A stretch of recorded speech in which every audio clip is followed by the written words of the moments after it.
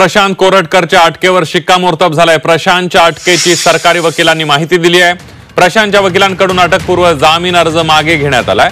पोलिसांना गुंगारा देणारा कोरटकर तेलंगणात सापडलाय। महापुरुषांच्या बदनामीचा प्रशांतवर गुन्हा दाखल आहे।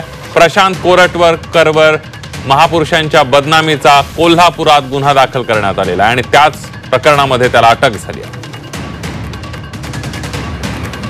खरं तर मोबाईलचे जे तांत्रिक पुरावे जे आहेत ते सगळे पोलिसांच्याकडे अगोदरच जमा केलेले आहेत आणि त्यामुळे ह्याच्यावर चांगल्या पद्धतीने कारवाई होईल असा मला विश्वास आहे, कारण ही लोकशाही आहे।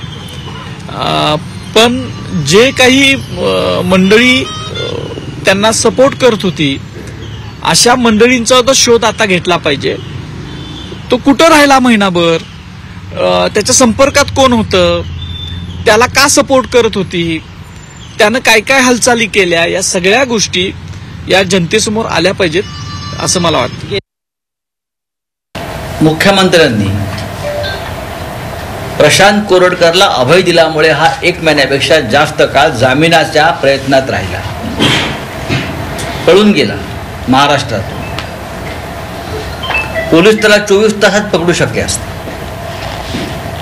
पण आज नाईलाज झाला। त्याचे जामीन अर्ज सर्व कोर्टाने फेटाळल्यावर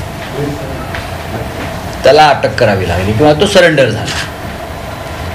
हे या महाराष्ट्राचं दुर्दैव आहे की या महाराष्ट्रामध्ये कोणत्याही प्रकारची कायदा आणि सुव्यवस्था राहिलेली नाही।